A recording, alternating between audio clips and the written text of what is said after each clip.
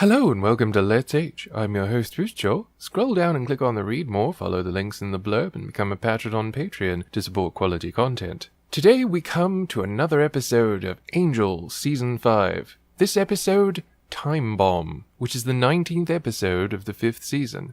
We're getting very close to the end, and I have a stunning confession. You know how I've been jumping around from one episode to another, and then back, and then forward, and so forth? Well, it's because I'm actually one of the old ones. I'm really sorry to have to tell you this at this late juncture, but I think if I tell you this now, it'll prevent the destruction of everything, since this vessel is finding it difficult to hold my full glory. And my BFF Illyria goes through basically the same thing in this episode. The episode is good for Illyria, I will say that. Everything else, not so good. And as I said in the review of The Girl in Question, the Girl in Question really should have been where this episode was, and Time Bomb should have come after it. They could have easily changed it around, since there are only a few things in the Illyria subplot in The Girl in Question that even indicate that this episode came first. For Illyria to have such amazing powers, she doesn't seem to bear much malice towards Angel and his team, and I will confess now,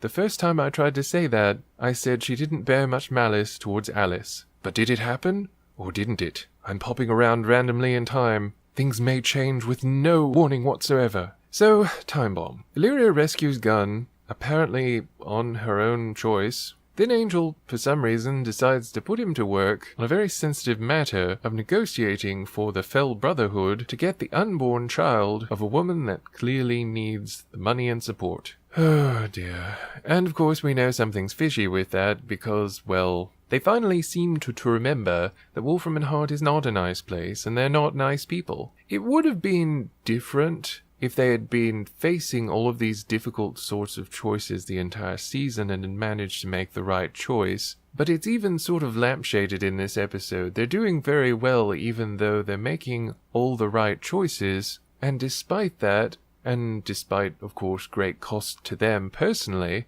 they were somehow doing the best in the company. It just doesn't really make sense. It's one of the many things in this episode that's presented as is, and we're just supposed to take at face value. Unfortunately, we also have Marcus in this episode, and having Lorne say that he's more likable than Eve just doesn't really cut the mustard with me.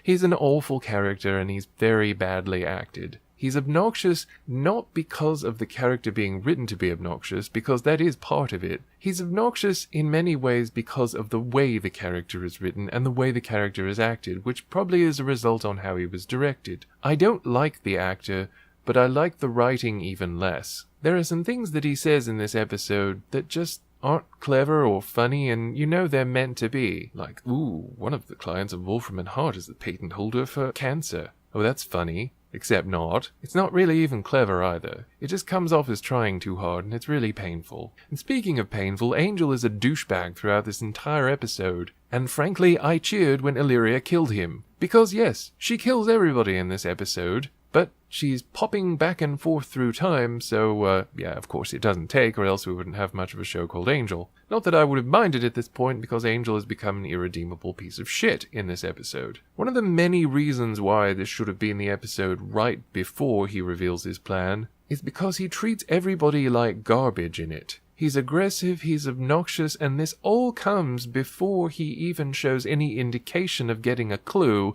about what his stupid plan is supposed to be, and when you actually get to see the plan, it's stupid. So this entire episode is spent halfway putting up with Angel being a complete asshole to everybody, and especially to Lorne, who he had asked to follow Illyria at not inconsiderable personal risk. It is nice that Spike actually gets to show some of his fighting prowess in this, although in this season they've tried to demolish it so thoroughly by making him the constant butt of jokes that while we're supposed to find Illyria very impressive for going one-to-one with Spike, it's not until she takes on everybody and wins that she really looks impressive. It was nice of them to at least lampshade the fact that Spike was saying that he was getting rusty, and it may have been all the time spent as a ghost. Who knows? Nice at least to see a little bit of lip service paid to the fact that Spike has been the butt of jokes far too many times, and he's supposed to be a much better fighter than he typically shows in this season. It just could have been in a better episode. They were trying to make Wolfram and Hart a place where people could watch wacky hijinks and adventures that may have had a difficult question to them,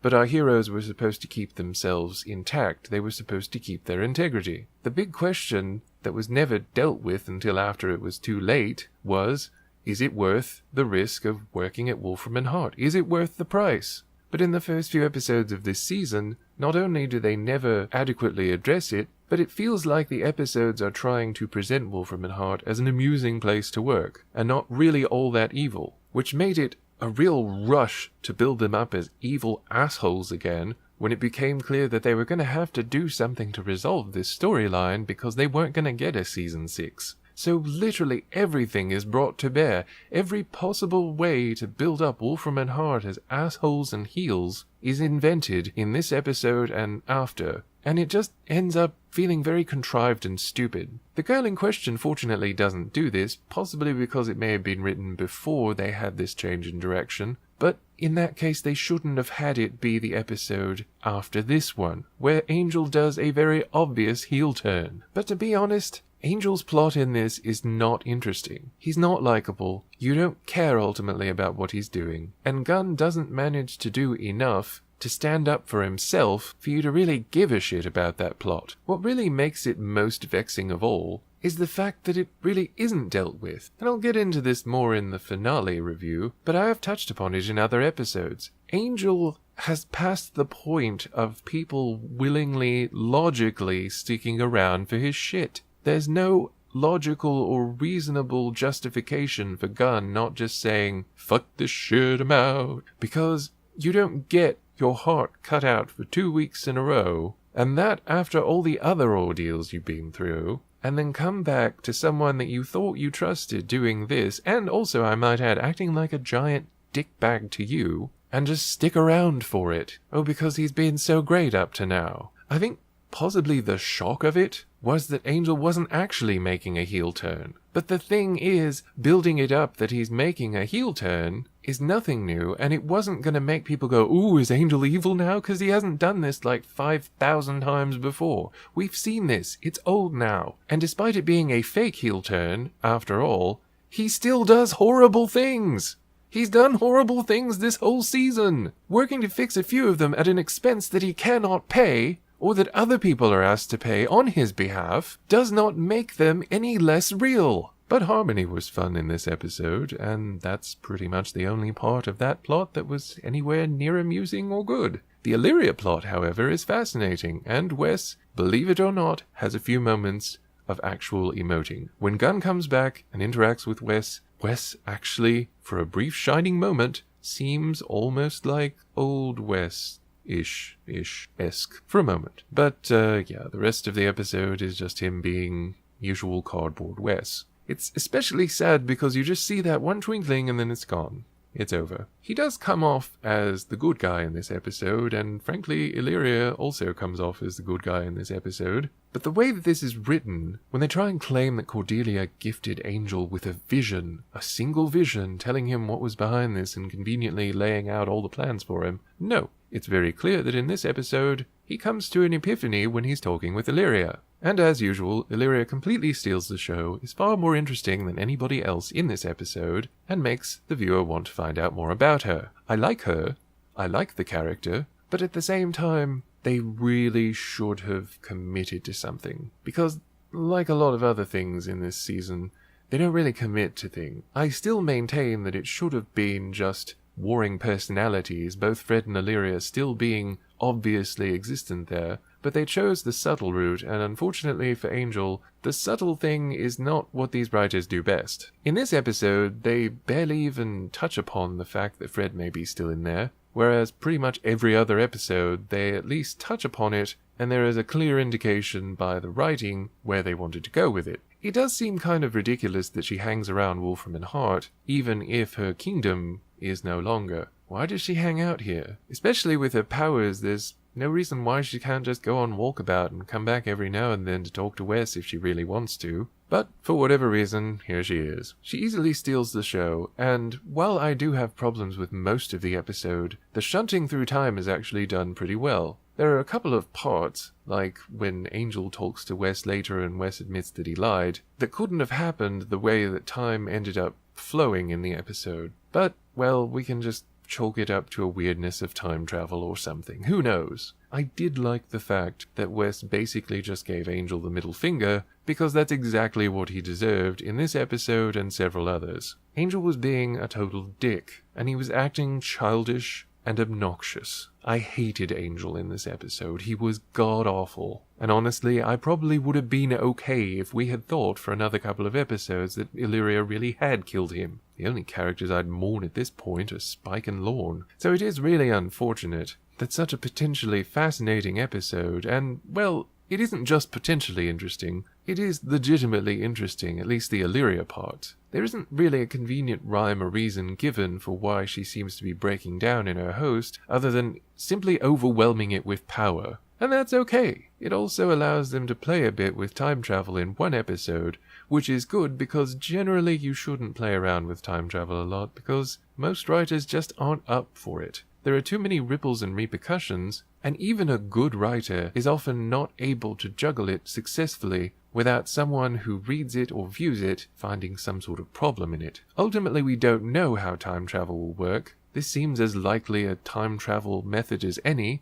and as it was not intentional, it's easier to believe that things could be kind of weird and kind of off-kilter. I wanted to like this episode more than I did. Can I recommend it? Well, in your watch-through of Angel Season 5, I would leave it out. It's not very good overall. The Angel plot, stupid as it is, ends up bringing down the Illyria plot. It's fascinating to find out more about Illyria, and she does come off as a stronger, better character who is more robustly written. It's kind of funny that Angel has a little temper tantrum and an outburst about her speechifying, but in fact, she's the one saying something that has any meaning. She's the one saying something that actually gives him the epiphany to try and do something different. She's the one that prompts people, perhaps ironically, to change.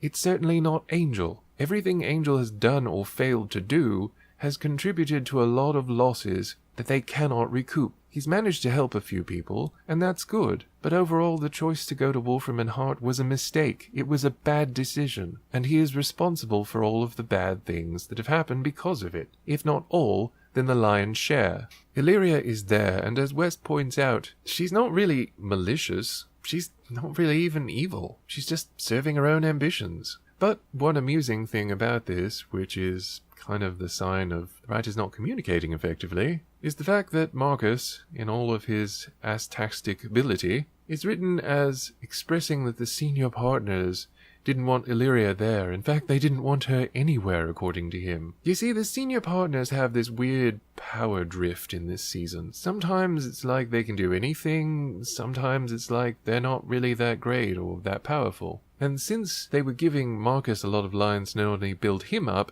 but also to build up Wolfram and Hart being an insidious, villainous company, like it was before, he tries that. He tries to imply that they would rather that Illyria be eliminated, taken out of the picture. Except if you think about it, if they were all that bothered, then why didn't they intervene in Nox's plan? Why weren't they aware of someone getting that sarcophagus? Why weren't they aware of the movement of a sarcophagus from the well in the world, where the old ones are kept, to their offices in LA, which would seem to be something that they should kind of know about? And if they have so much power and they are really opposed to having Illyria there, why didn't they save Fred? Why didn't they help at all in that? I mean, maybe they were trying to leave it open so that if they wanted to continue the story, they could say that, oh, the senior partners intervened and that's why Fred's still in there somewhere and we got to get her out. That might have led to an interesting story. I'll give them that. But it really doesn't hold up because